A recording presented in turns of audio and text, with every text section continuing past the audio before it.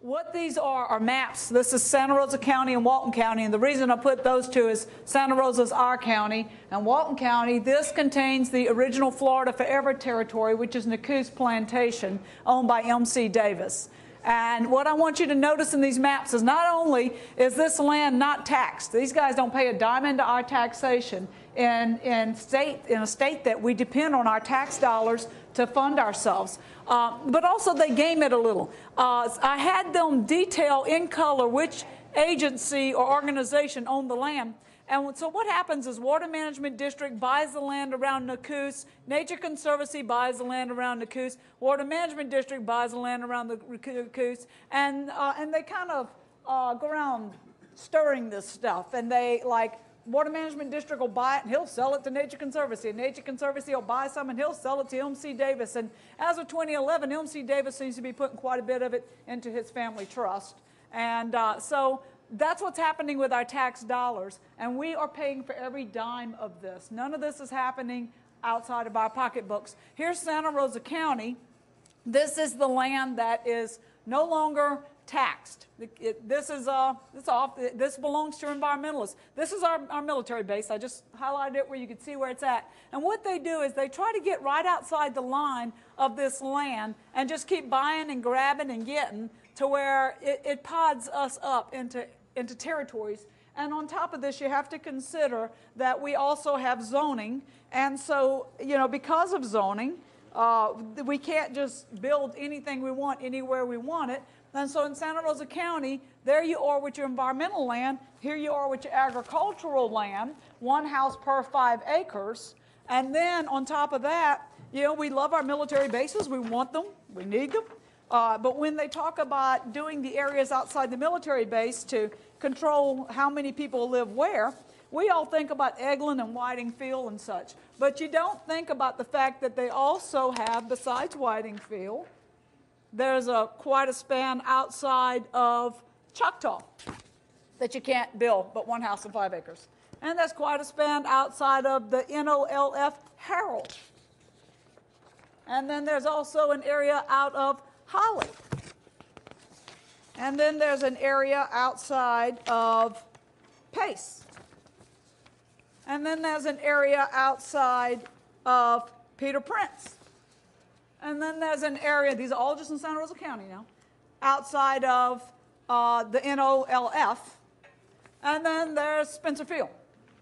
So what you got to realize is through zoning and through environmentalism and through all the different agencies and regulations and rules and zoning and on and on and on. I mean, we're even having to fight to deal with this, which is through the Water Management District, which is the proposed well field protection area. We were having to deal with that. And on top of that, we were having to fight the Numeric Nutrient Criteria Act, which was coming down on our heads through EPA, of which DEP didn't even approve of because it wasn't even based on math, and it was going to bankrupt our whole state. Thank God we made it through that. That was to filtrate any nitrates and phosphates out of the water to such an extreme that you'd have killed the fish if you had been able to do it.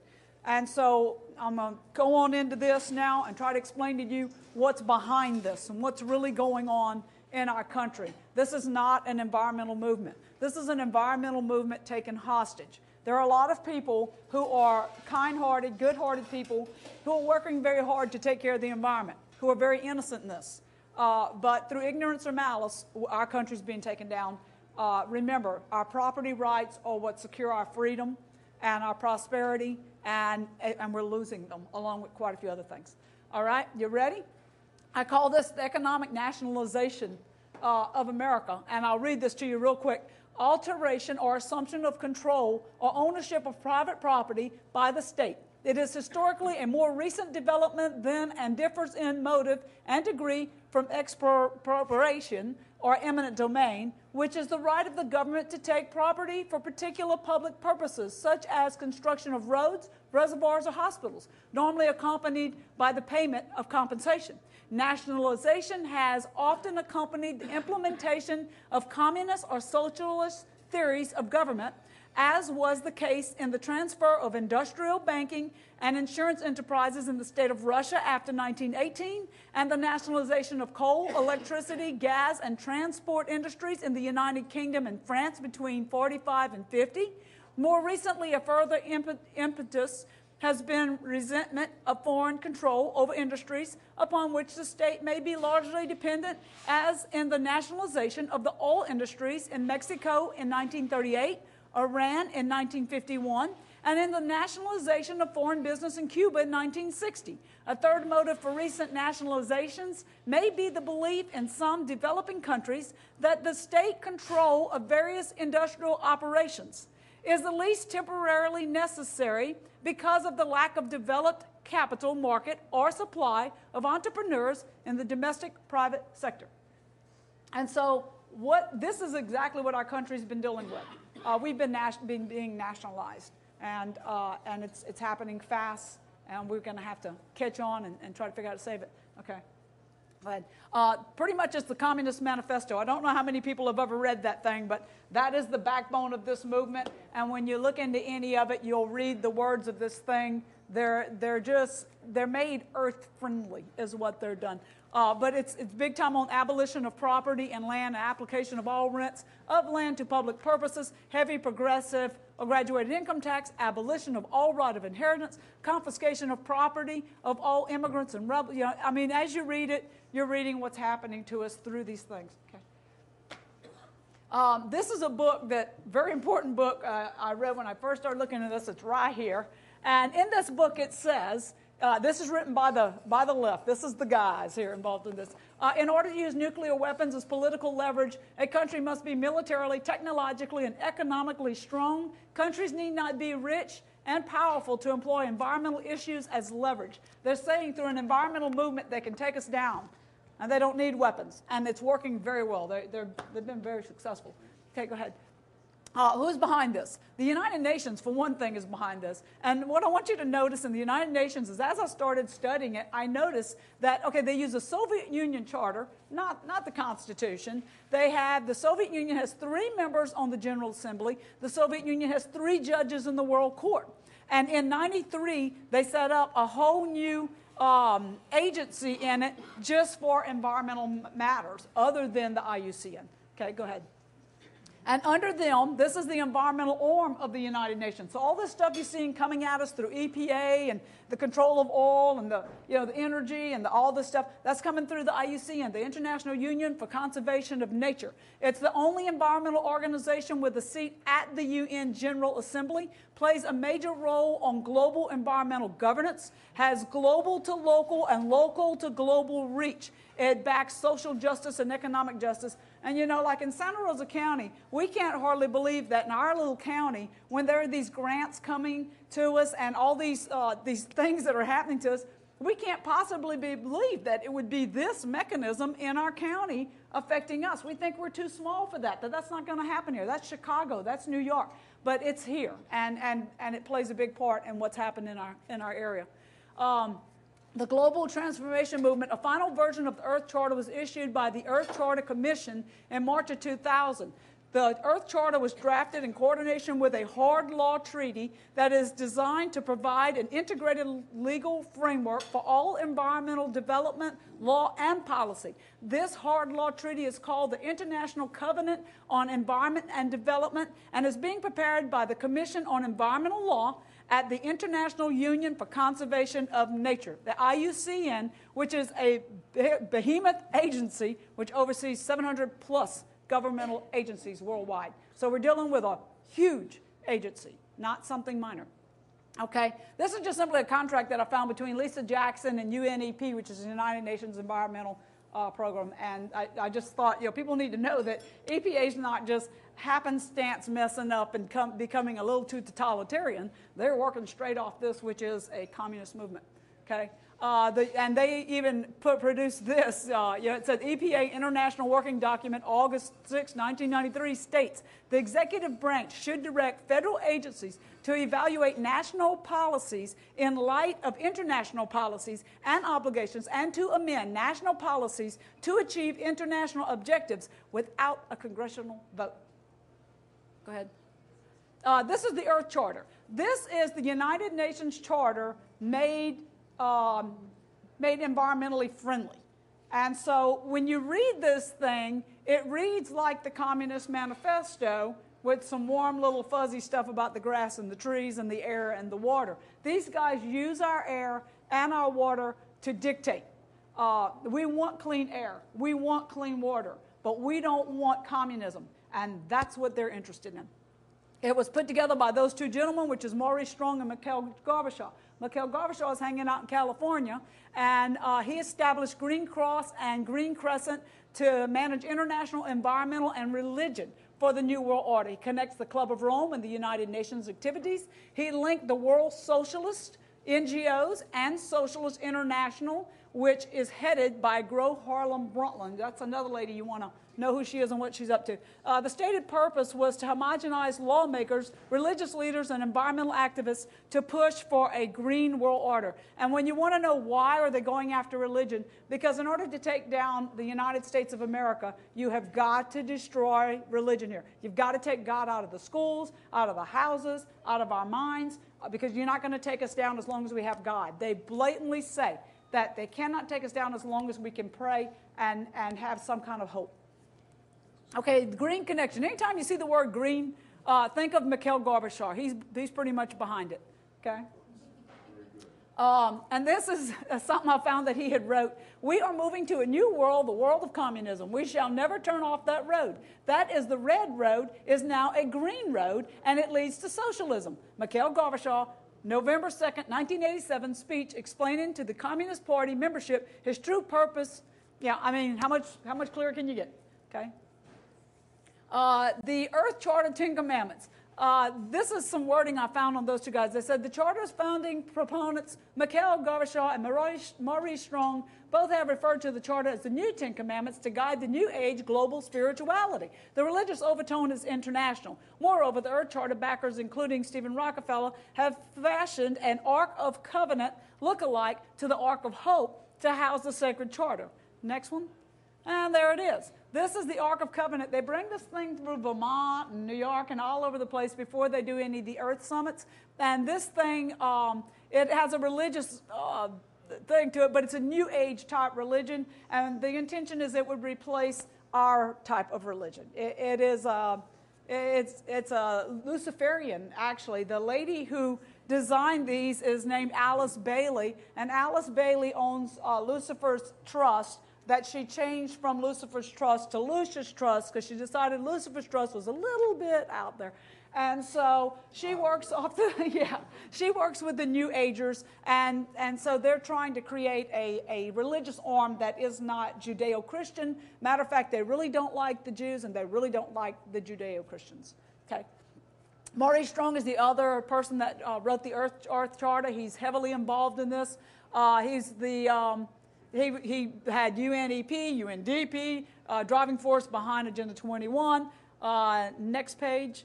As you can see, the man's got a resume that you wouldn't believe. I mean, he's in and on everything. He was the first president of the World Wildlife Fund, and he's just heavily involved. He's the senior advisor to Kofi Annan. And, you know, with senior advisors, we don't know who they are. We think it's the person sitting in the chair that's ruling, and very often, just like right now with Barack Obama, he's got, you know, someone other than him calling a lot of the shots. And so we don't see this person because they're hidden behind the curtain.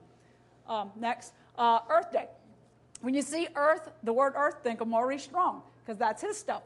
He's Earth Day, established in 1922 of 1970, the 100th anniversary of Lenin's birthday. That's kind of a little piece there. The Mother Earth, the Gaia, Earth Summits introduced treaties. Earth Council, Maurice Strong is the guy over Earth Councils. Earth Charter, Maurice Strong and Mikhail Gorbachev. So when you think Earth Day, that's not an environmental day. It's a communist birthday.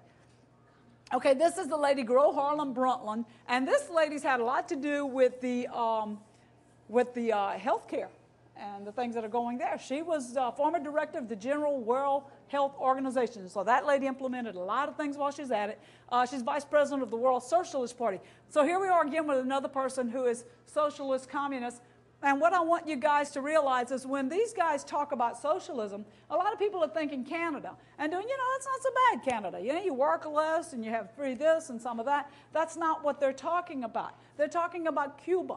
They're talking about Hitler. Hitler, he called his form of communism socialism. And so we forget. We're thinking, oh boy, we're going to work 25 hours a week. And they're thinking, oh boy, you're going to work 80 hours a week. You're going to sleep in the bottom of the building and you're going to work in the top. And so there's a little difference there in what we're thinking about there. Okay, go ahead. That's some of her resume. She's a lady that's been involved in a lot of things. And what I want you to notice with these guys is they cuddle each other. She'll establish something, put Maurice Strong in charge. He'll be the chair. She'll put Mikkel in charge. And so they do this with each other, and they swap seats, and they work off each other to keep power. And this whole system works that way. Okay? Right now we have a lot of communists in our state capital. This is the senior advisor to our president, Valerie Jarrett. This woman was born in Iran, hardcore communist. She loves Mao Zedong. Richard Trumka, SEIU, AFL-CIO, Andy Stern. This guy's brother and he started Acorn in New Orleans at a funeral home off Canal. And they had over 250 agencies out of it. And so you have Acorn and the unions. Think about it. These guys are pulling things that's unbelievable. Van Jones, you don't get any worse than Van. This dude's hardcore communist. He was in our White House until he got ousted and thrown out real quick out the back door. But I'll show you what all Van Jones is doing to us later in the thing. And of course, everybody knows Lisa Jackson, who brags that she's not doing an environmental movement. She's using the environment to do a socialist movement. Okay?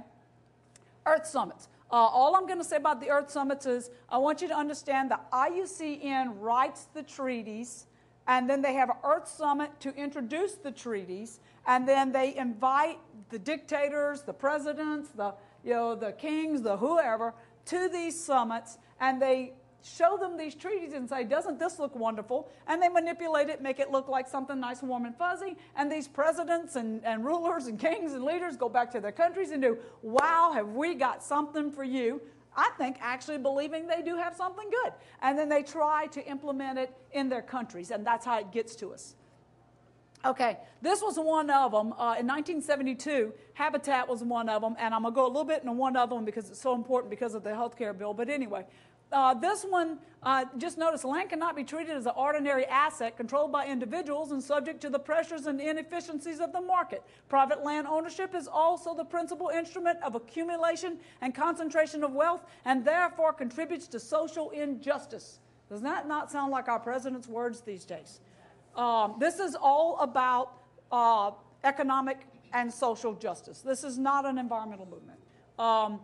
And here, these matter because I'm going to show you many a day. Redistribution of population in accordance with resources. Well, there we are. They're podness. So we're putting lights everywhere, putting cameras everywhere. Control. Government must control the use of land to achieve equitable distribution of resources. Control land use through zoning and land use planning. Excessive profits from land use must be recaptured by the government. Public ownership of land should be used to exercise urban and rural land reform. Owner rights should be separated from development rights, which should be held by public authority. I'm going to show you that this is already here a little later. Okay, go ahead. The other thing I'll mention real quick is one of the other summits showed the Millennium Declaration. The Millennium Declaration was put together off of a guy named Shaw and George Bernard Shaw. And another guy that was a Harvard professor. And so what it speaks to is quality of life and value of life. And pretty much their analysis is if you eat from the earth and you don't continue to produce, then you are not sustainable. And that's what the word sustainability is about. And so it is that if you will take, you have to return or you cannot continue to live. And so put that together with our Obamacare, we call it, and the mindset that we're seeing coming out of that thing with the panels and the control and stuff, and you kind of see where this thing's kind of trying to go. This is the unholy trinity, I call it. These three agencies work off this World Resource Institute. That's the World Bank. And you have the World Wildlife Fund and the IUCN. IUCN writes the plans. World Resource Institute finances the plans. World Wildlife Fund enforces the plans. Those guys work off each other. It's a group. It's a membership thing there. And these are some of the organizations that belong to the IUCN, and EPA is one of them. Our National Wildlife is, Nature Conservancy is, Sierra Club is, and so the Water Foundation. So, you know, a lot of these guys are members of this machine. This machine writes the plans. Okay? This is kind of how it goes in command, because, yeah, I started looking at this. At first I was like, oh, it's in EPA. And then, oh, it's in DOT. Oh, it's in DEP. Oh, it's, yeah, and then I started figuring out there's nothing that's not in. I mean, you just find me something that this hasn't filtered in already. They have been very successful. They started this movement well ahead of what we knew what they were doing. A few intelligent people figured it out, but most didn't even see it happening. We thought O.C. Mills went to jail because he put some dirt on his land. O.C. Mills never broke a law, people. There was never a law in the United States of America that you can't put dirt on your land. The man broke a regulation. He broke an EPA regulation that no senator ever ratified on any plan and still has not, and yet it is still a regulation in our county right now, but it's not a law. That man didn't go to prison for breaking a law. And that's kind of how it works. It goes through all our different agencies from top to bottom, and you know, you have to notice that we have seats with elected people, and then we have agencies of which we have zero power, such as DEP. We don't elect someone to DEP. You know, our governor assigns someone to a position, but we don't have any power there. Yet those guys can do rules and regulations that we have to follow, or we can go to prison, and they can send us there. And so if that's not a communistically structured machine coming into the United States, I don't know what is. Okay? This is the Georgia Guidestones. I just want you guys to understand that this thing is about, it is not about, you know, what they claim. It is something much less than that. This is this book. And in this book it says the world has cancer and the cancer is man. And this is some of their environmental stuff. And on these Georgia Guidestones, we think Ted Turner is the one that put those in. They actually exist. They're in Georgia. It says, be not a cancer on earth, leave room for nature, leave room for nature. And so that's the hard left that's very big on population control with that. Okay, now we're going to go more into what's happening to us. I say that they're building a machine and they're turning it on, and I'll show you how. Okay, they use the climate change excuse. You know, the climate's, you know, it's going to burn. 1 minute it's too hot, the next minute it's too cold. I love that God's really ticked at Al Gore, because everywhere he goes to fuss about climate change, they have a snowstorm. So that's nice. It's like at least somebody's got a sense of humor out there. I think Jesus does. So anyway, these guys are using this, and you know, think about it. Even if we did this CO2 tax and this greenhouse gas tax and all this, guess what this is? This is nothing more than their excuse to take money from the United States of America or any wealthy country and give it to the poor countries. And they claim that that's social justice, and that's what that tax is about. That tax is going to make a few people very, very rich and the rest of us very, very poor. But the problem is that their reasoning is that if you give this money to these poor countries can have cleaner environments. Those poor countries are poor countries because they're under dictators. And dictators make people poor, and poor countries are never clean. And so if we want to have an ugly environment, all we have to do is continue on our merry way and not save our country, and we'll be in toxic waste like Japan. Okay, go ahead. The biological diversity. This is very important. This is in our county. This is under our feet, and I'll show you how. But it's big on population control. This thing was written in 1981 by the Iucn. It is an anti-human thing if I've ever seen one. It estimates that an agricultural world in which most human beings or peasants should be able to support 5 to 7 billion people. In contrast, a reasonable estimate for an industrialized world society at the present North American material standard of living, because you know the big word is that we use too much stuff. We are greedy, greedy people, and we're spoiled rotten, and we got to cut back. We got to get on those bike paths out there with bicycles and get out of our cars and quit using all this food and all this stuff. And so it says that American material standard of living would be 1 billion people. They want to bring the population down to 1 billion people. Property rights are not absolute and unchanging, but rather a complex, dynamic, and shifting relationship between two or more parties over space and time. Where they want 1/2 of America in nature, in a biodiversity, in that has no humans walking on it. And that's their aim. Okay, go ahead.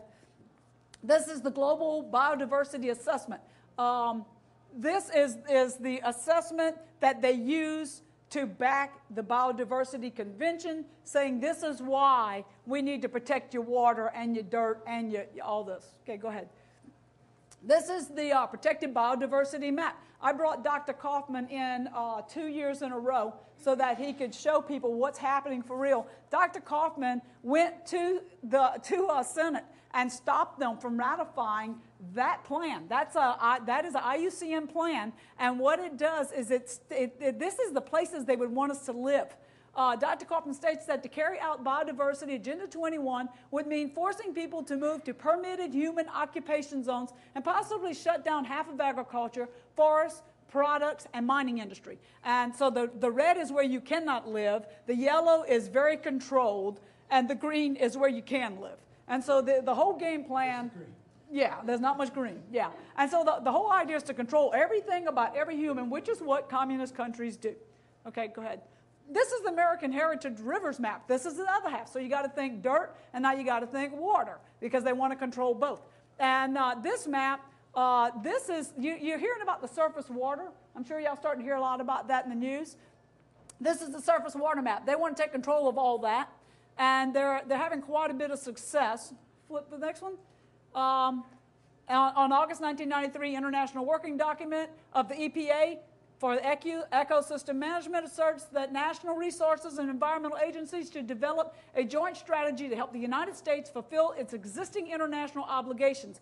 As called for in the EPA document, the American Heritage Rivers and Partner Program, the Clean Water Initiative, they use that a lot, amends current environmental law to fit the goals and strategies of Agenda 21 and the Biodiversity Treaty. Supporting document of the Biodiversity Treaty called for setting aside up to 1/2 of America into totally protected wilderness reserves, which would be interconnected by wilderness corridors up to 30 miles wide, primarily along river corridors. And I'll show you how they've already done that. Go ahead. This is in Louisiana. This is where I'm from. This is the Atchafalaya. Now they have turned this into the Atchafalaya National Heritage Area. And they got con like everybody gets con. They thought it was some great deal. They were coming up in there and they were going to have tourists and they were going to be special and show their heritage and yada, yada, yada. And then the Morganza Spillway flood happened. And then you started hearing rattling about them saying, okay, it's time for us to take them out. They were going to take all the people in the state of Louisiana out of those 16 parishes and force them out of their homes to live somewhere else. Now, the only thing I'll say about that is I want to sit in a tree and watch them tell them coon asses to get out of those houses. It wouldn't happen. That'll be a reality show. Yeah, alligator bait today. Okay, go ahead. The World Cultural, I'm going to now bring you into seeing some of the pieces of this machine. World Cultural and National Heritage. In 1972, the United Nations Educational, Scientific, and Cultural Organization, UNESCO, adopted the Convention concerning the protection of the World Cultural and National Heritage Sites. Now, you're going to tell me, we fund the United Nations, and now they own Mount Vernon, they own our Washington Monument, they own all these sites, they are in charge of keeping them up. Why can't the United States keep these sites up? It's our money. It's not their money. And we're giving control to them of all these sites. The purpose of the convention is to encourage the identification, protection, and preservation of culture and national heritage around the world, considered to be of outstanding and value to humanity. The convention provides a mechanism by which member states can nominate important sites, like they did in Louisiana, that are then evaluated by the World Heritage Committee. As of 2006, the World Heritage List includes 851 properties forming part of a cultural and national heritage, which the World Heritage Committee considers as having outstanding universal value. These include 660 cultural, 166 natural, and 25 mixed properties in 141 nations. It's massive when you look at the pictures. As of October 2006, 184 state parties had ratified the World Heritage Convention. So that's a taking of our sites. Okay, go ahead. The Biosphere Location Map. The Everglades is in the biosphere. That's the United Nations stuff. Yellowstone is in a biosphere. Rocky Mountains is considered a biosphere. All these are biospheres now. This is United Nations stuff. This is take control. This is massive. And people don't realize that this is going on globally. This isn't just here. So when you hear the word biosphere, that's a United Nations thing. Okay, go ahead. Sue and settle. I don't know how many of you guys heard about this on the news, but they're starting to expose themselves. The one thing I hope is that their arrogance destroys them, because it may. EPA is reportedly in negotiations to settle 2 lawsuits that allege the agency has greater regulatory authority than what Congress provided under the Clean Water Act. The lawmakers are concerned about that in choosing to not defend these cases in court. They do this all the time. EPA is effectively refusing to honor the limits of its authority under the Clean Water Act and can subsequently use the settlement as a basis for an expansion of jurisdiction beyond the Clean Water Act's perimeters. The EPA, under this administration, continues to look for ways to circumvent Congress. And in order to expand its burdensome regulatory regime, Micah said, we have serious concerns that this sue and settle tactic is becoming another EPA tool for backdoor jurisdiction grabs. And I got that off the news from about a week ago. Okay, go ahead. The next one is EPA and water. EPA said, this was happening in Virginia. I'm getting proud of these guys. They're starting to catch on. EPA said rain is a pollutant. Isn't that nice? That means all the rain that comes in our houses are pollutants. Right now, they're trying to pass rules that they can tax you for all the water that runs on your driveway and across your roof because you're causing this problem. So EPA said rain is a pollutant, and Virginia Attorney General Ken Cicilline is fighting back with a lawsuit. And so you see, here we are, we're working on, people are figuring out what's really going on. And they say what the EPA wants is for more grass land to absorb this rainwater into the earth or retention ponds to collect runoff. But in order for this to happen, you would need massive amounts of land to accomplish this. How they plan on forcing the state to comply is force homeowners to move, doze their homes, and plant grass in its place. And this is what they were trying to do. That surface water map that I showed you, that this is literally happening. I'm pulling this off our news right now. This happened 2 weeks ago in Virginia. And people are starting to see what they really want. They want to come in and say, you're on the surface water. The earth can't absorb this water. You are messing things up. You've got to take your house and tear it down. You can't have a house here. We have to move these people like they're talking about in the 16 parishes in Louisiana. You got to come out of there now. You can't live there no more. So that's the kind of stuff they're pulling, okay? Florida Forever.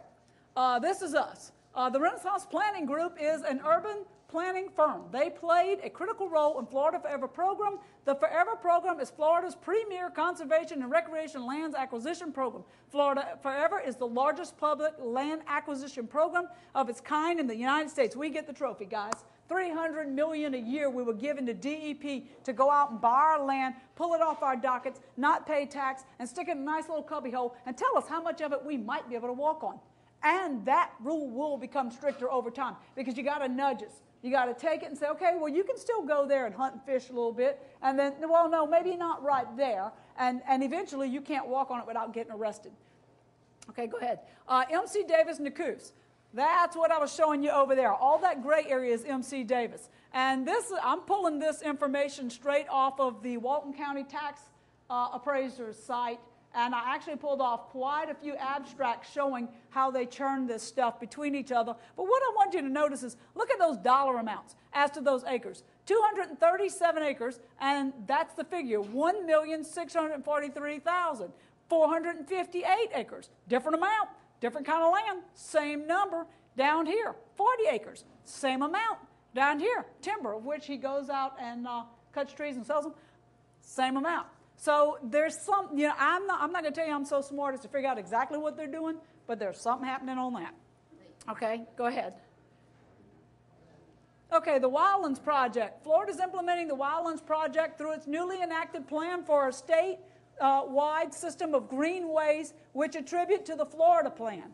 The published plan has a map published by Wildlands Group and shows a 3-stage transformation where 90% of the land will be owned by the government and managed by the Iucn. Agenda 21 and Wildlands Project dictates land taken by state or local. Examples of it here are the Blackwater Heritage State Trail, Tallahassee St. Mark's Historic Rail Estate, Columbia County Recreation Area. This is here. This has already happened. And we think that it's one thing and it's really another. We think that we think that our state's taking care of our parks and taking over them and running them, and that's fine. I'm good on that. If our state wants to take care of these, that's what we pay taxes for. But I don't want the United Nations in it. We need to take the United Nations down and get rid of them. We don't need them in this. Okay, go ahead. Environmental study. There's two ways that these guys reach out and catch all our lives and affect them. One way is the comprehensive plan. I think it was 2006 our county started doing the comprehensive plan. And what happened was they got a grant, and so did the water companies. And with that grant, the APA, American, what is it? I can't think of the initial. Anyway, APA came to them and said, here's a check, and we want you to do a comprehensive plan. And so the county said, well, hey, great, free money. And so they cashed the check. And then they said, well, you know, we've never done a comprehensive plan. And they said, oh, well, we happen to have one that'll cover you. And so they gave them a template. And that template controlled that comprehensive plan, which decides where we live and where our land is. Comme ça, mon cher? It's this. And so that's how they get their hand into that part of us. Also, they have their hand in this part because the biodiversity map that I showed you, that's law here.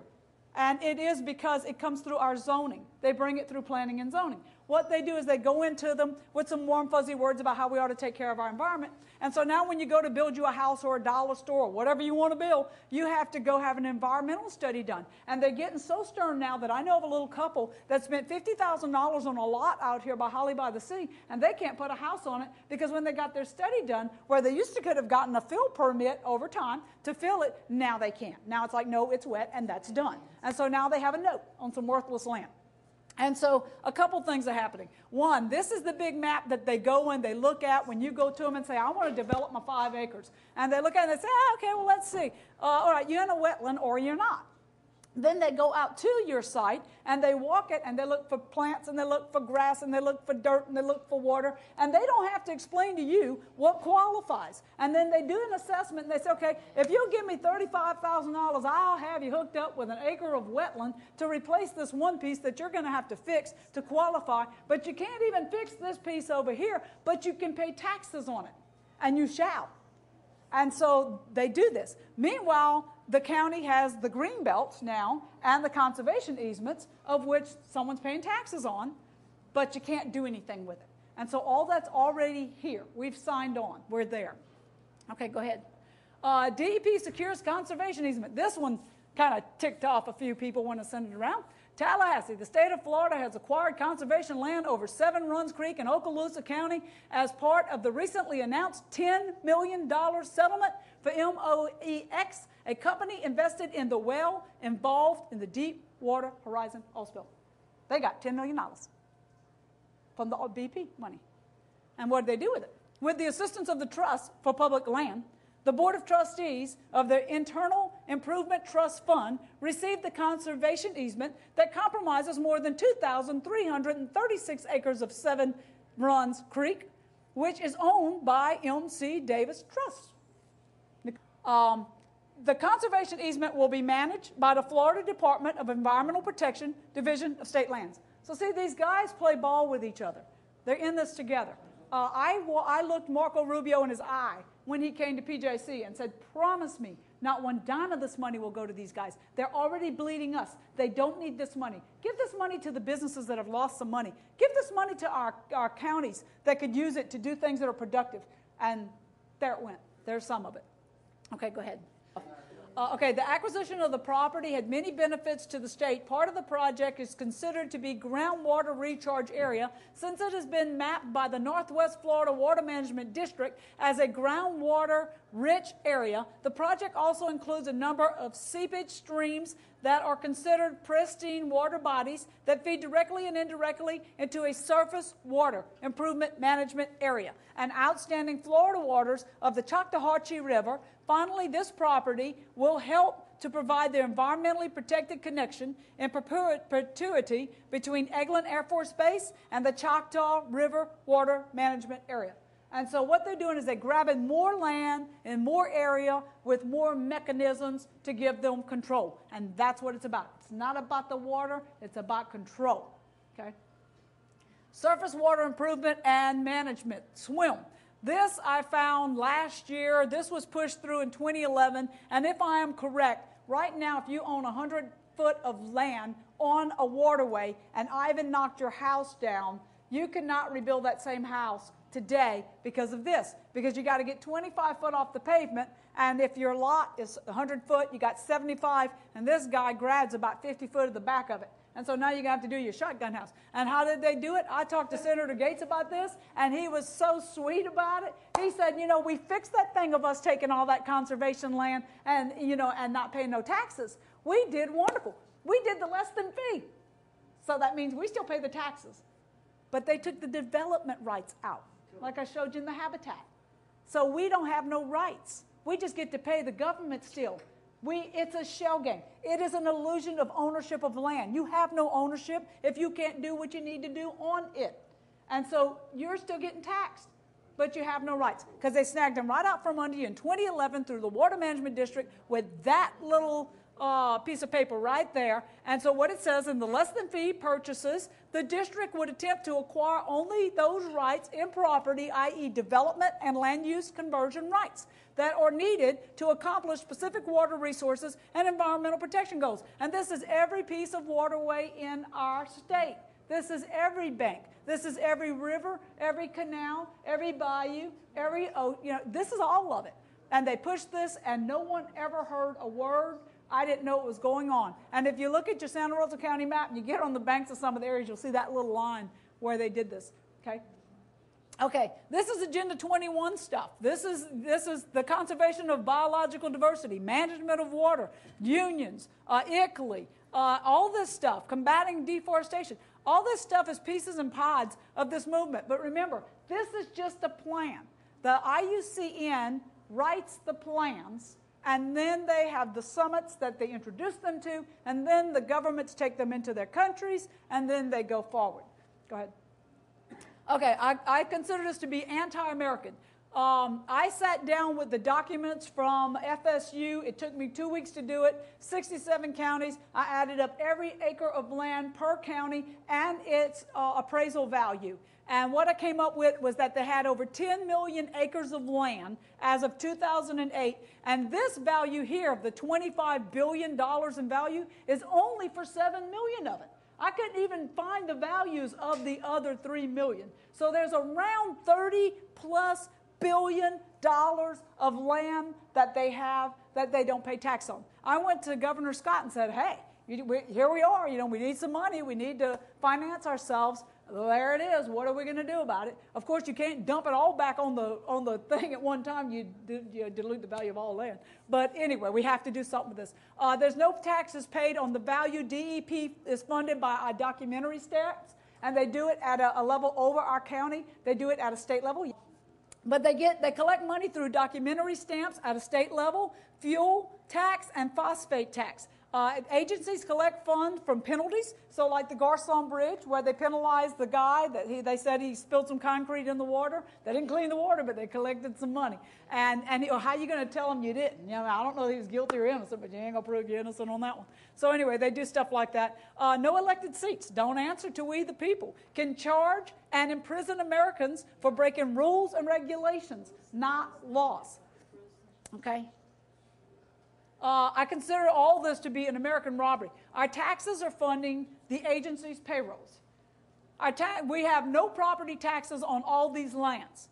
The Murphy Act land. You know what the Murphy Act land is? Like you got property taxes on your land, and let's say you can't pay them for whatever reason, and so they go out and they auction your land off, and no one bids on it, no one buys it, so it goes into this pool that was set up just for that many years ago. So it goes into what's called the Murphy Act pool. Well, a few years ago they gave the Murphy Act pool to DEP. So now DEP, who pays no taxes, gets the Murphy Act land, can sell it, profit from it, put the money in the pocketbook, and roll right along. So that, to me, it's like, if we lose it, what the heck are they doing getting it? But anyway, our taxes buy the land. Our taxes pay for the stimulus. Our taxes pay for the GM funds. Our taxes fund the stimulus. And our taxes bail out the banks. Go ahead. Money for nothing. We've got to learn that in all these grants that we collect, we got to read the little fine print on the back. We got to quit taking the money and doing, hey, thank you, this is awesome. Because some of that money might be great, and some of those grants are awesome, but some of them have some things with them that you just don't want to be cashing. And it's through every agency. I can't tell you an agency that it does not run through, okay? Okay, this I need to talk to you about real quick. This is the picture of the stimulus bill. And so what the stimulus bill did was it funded the takeover of banks. It helped fund the takeover of GM. It helped fund smart meters on our houses.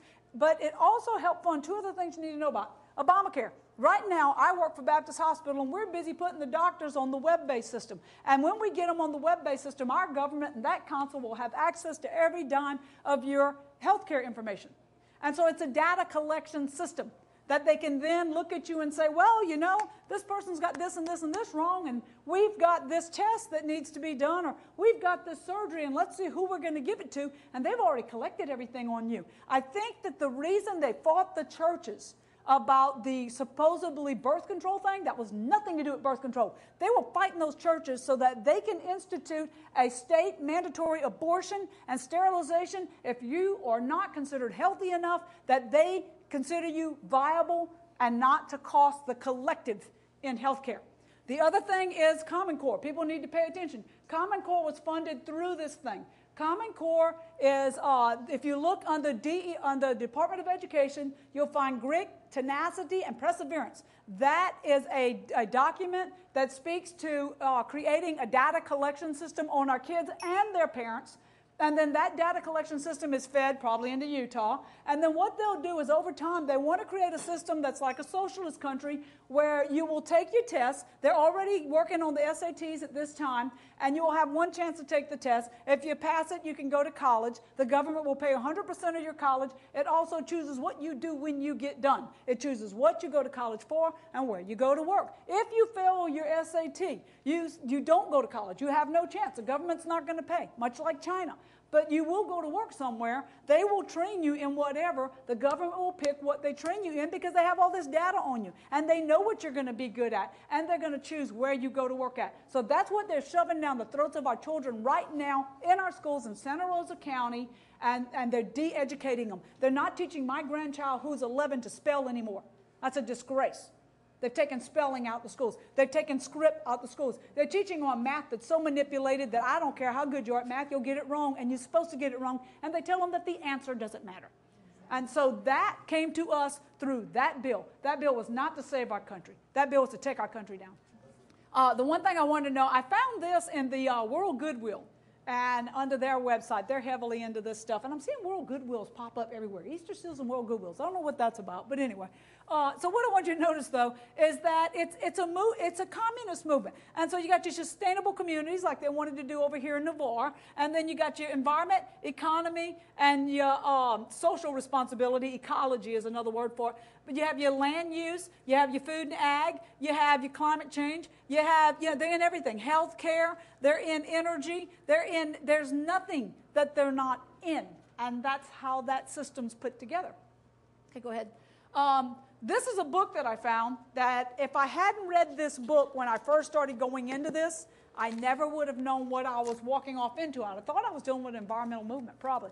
But I found this book by some strange little thing in the internet. And actually, it didn't even have a picture, so I didn't even know why I wanted to buy it. But I bought it and I read it.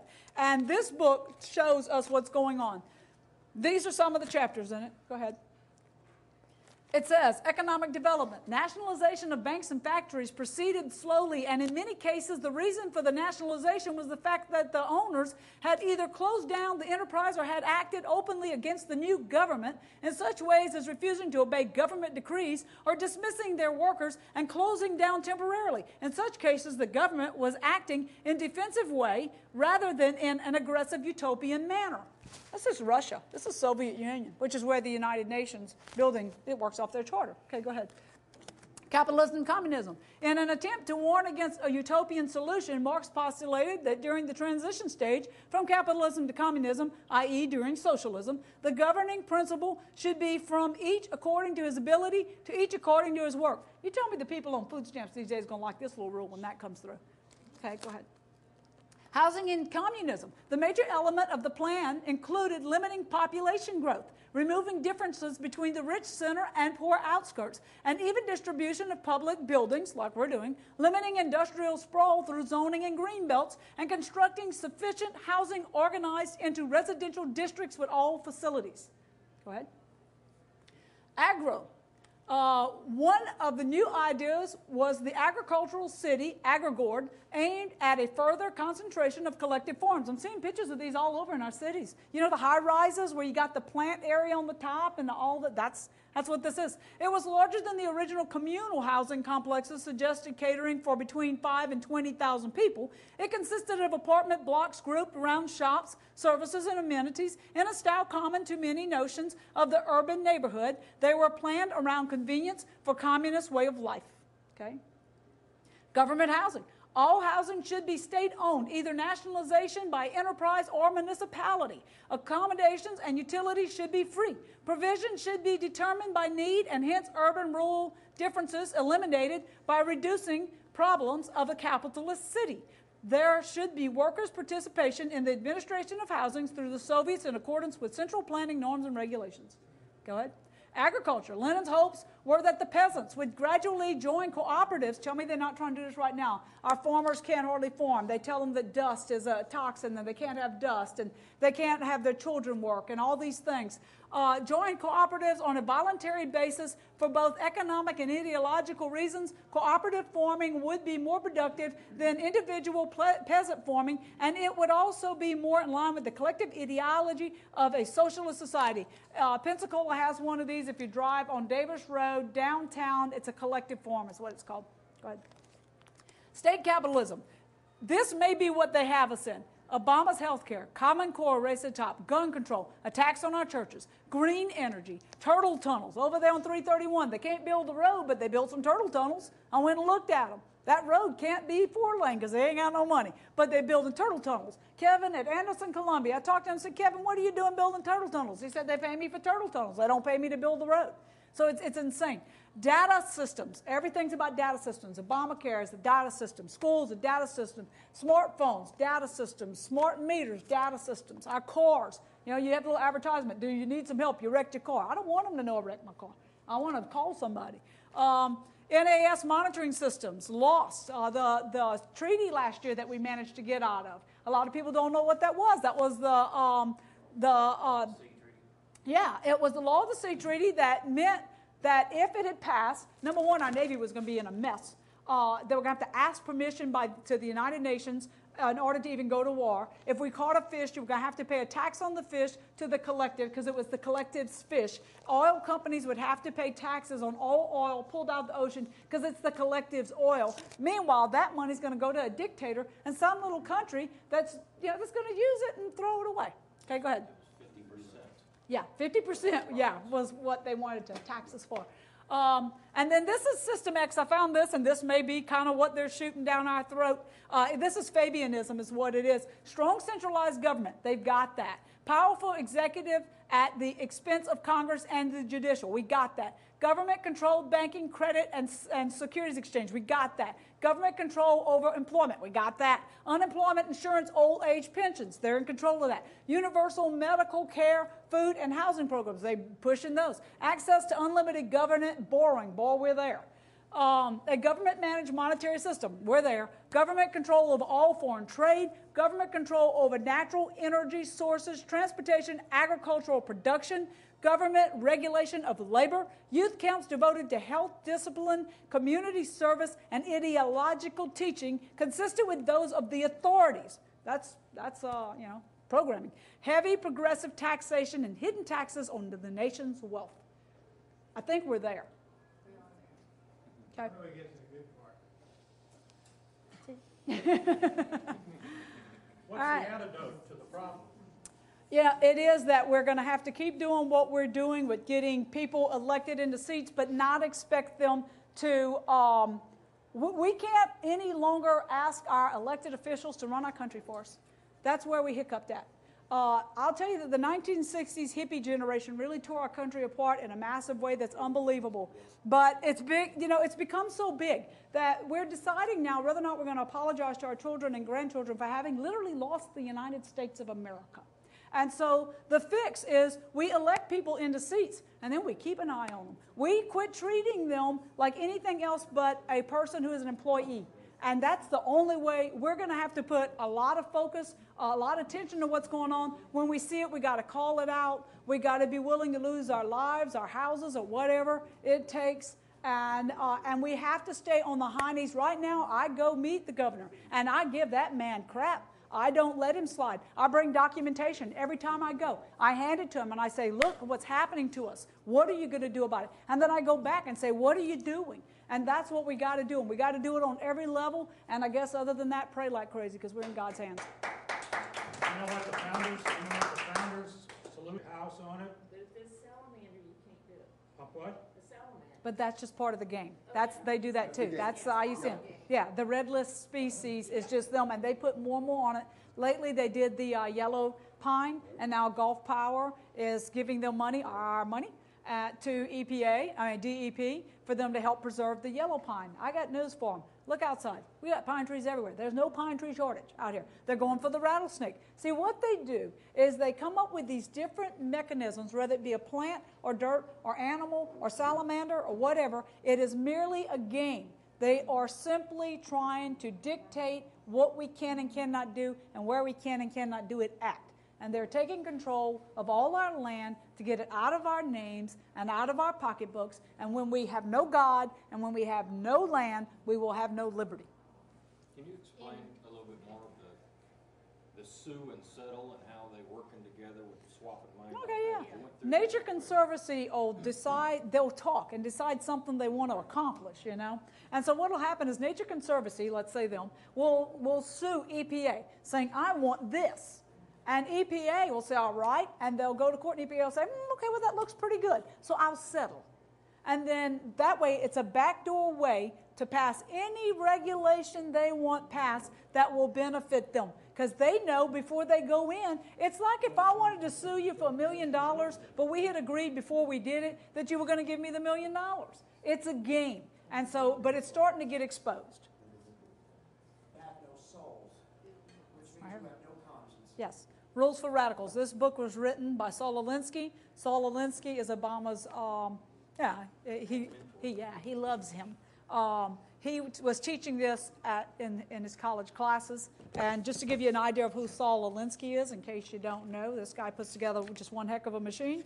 And on his foreword, he says, "Least we forget the least, and at least an over-the-shoulder acknowledgement to the very first radical from all our legends, mythology, and history, and who is to know where mythology leaves off and history begins, or which is which, the first radical known to man, who rebelled against the establishment and did it so effectively that he at least won his own kingdom, Lucifer."